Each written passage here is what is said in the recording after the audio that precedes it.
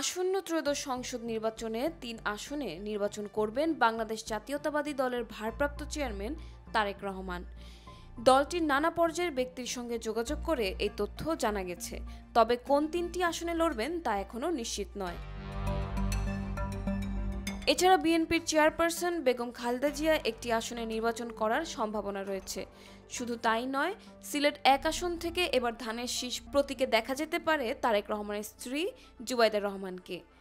তিনি ইতোমধ্যে দেশে ফিরে তার ভোটার তথ্য হালনাগাদ করেছেন।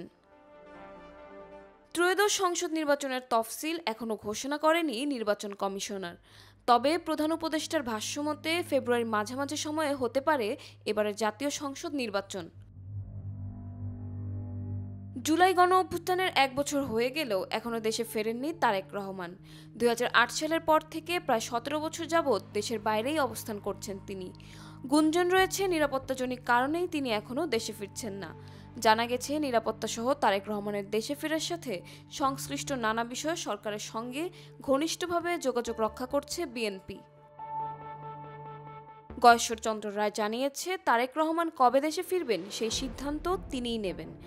এটা আগে থেকে বলা কঠিন, তবে তার প্রত্যাবর্তন দেশের জন্য একটি সারপ্রাইজ হয়ে থাকবে।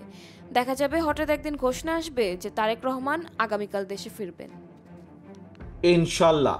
প্রিয় সহকর্মীবৃন্দ, আপনাদের সাথে শীঘ্রই ইনশাল্লাহ দেশের মাটিতে ইনশাল্লাহ দেখা হবে। বাংলাদেশ জিন্দাবাদ, বাংলাদেশ জাতীয়তাবাদী দল জিন্দাবাদ। আসসালামু আলাইকুম।